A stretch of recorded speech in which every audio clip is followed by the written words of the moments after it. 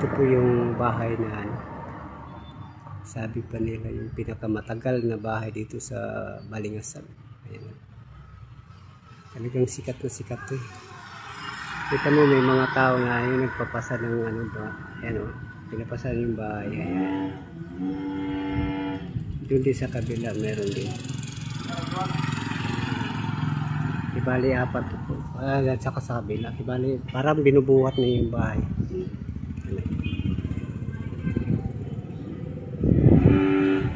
Diba guys, ang ganda.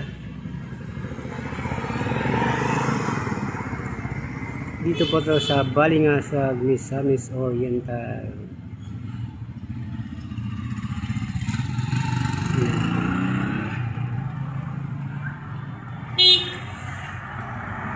Papunta yan, papunta ng dagat po yan.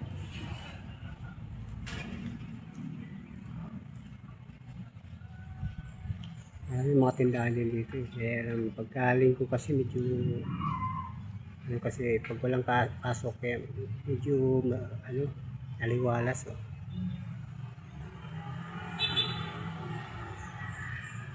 Dito itong bahay na ito ayan.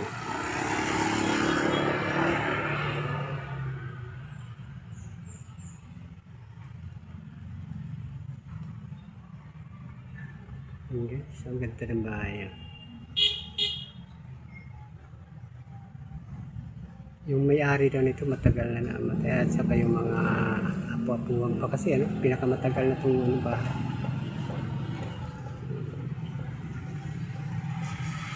Hindi na siguro mga